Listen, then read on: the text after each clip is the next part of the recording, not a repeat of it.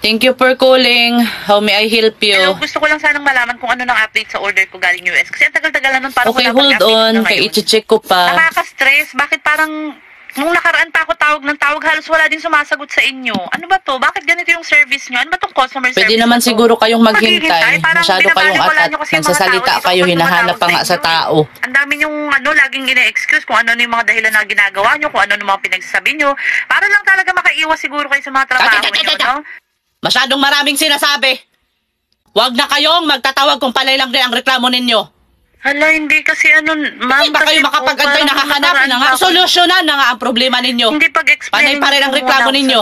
Kaya lang naman mainit yung ulo ko kasi ma'am. Kung hindi kayo makapaghintay, huwag na kayong tumawag. Sige po. Patanong-tanong kayo, customer service, customer service. Paano kayo siservisyuhan kung ganyan ang estilo ninyo? Pasensya na ma'am, nadala lang kasi ako ng Gusto ninyo ng serbisyo tapos ganyan ang inaasal ninyo? Panay kayo daldal. Pasensya na po talaga. Kung nandito ka lang ngayon Sana po huwag na kayong magalit. Marami ka talagang maririnig sa akin. Ma'am, please po, sorry. Sumusubra Huwag na po kayo. kayong magalit. Magtatawag-tawag kayo dito, poproblemahin nyo ang mga tao. Tama na po. Poproblemahin na ninyo ang tao, panay pa ang reklamo ninyo. Ma'am, baka pwede niyo po akong kayo mag-asikaso sa mga gusto ninyo. Pasensya na po talaga. Patawad na po sa mga... Kayo ang mag-assess sa mga problema ninyo. Sorry po. Pwede Sumasakit ang ulo ko sa inyo. natin to para... Kung ayaw ninyong magpa-asikaso, Ayos kung hindi naman kayo po makapag-intay, wag na kayong tumawag. Wag na kayo mag-customer service. Muna.